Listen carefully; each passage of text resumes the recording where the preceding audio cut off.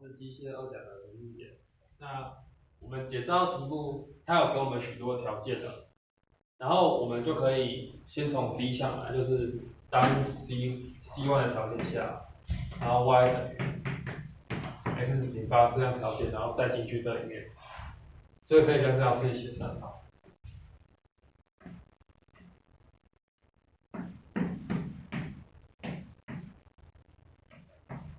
然后将这条带进这里来，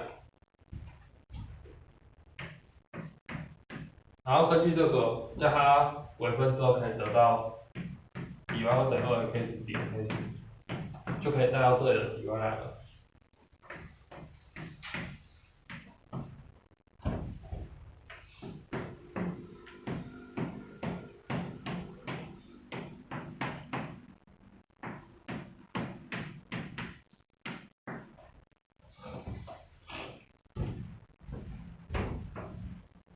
然后最后可以写成。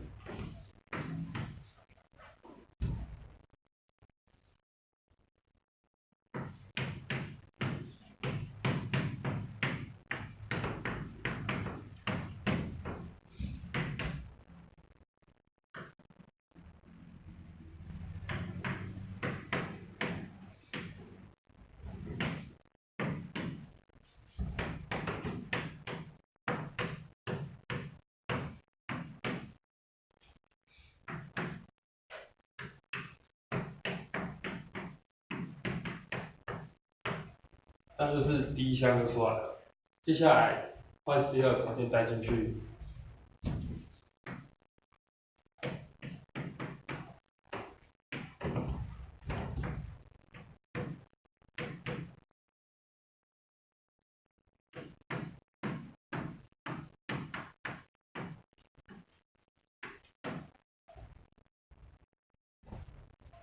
接下来一样带回来这边。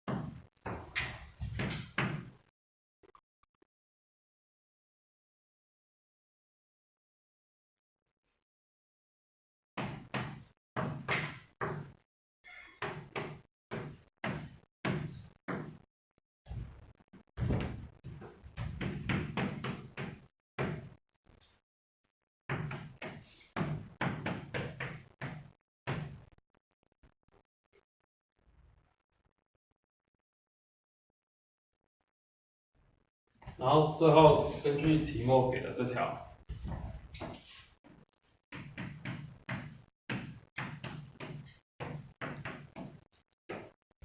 可以得出这样。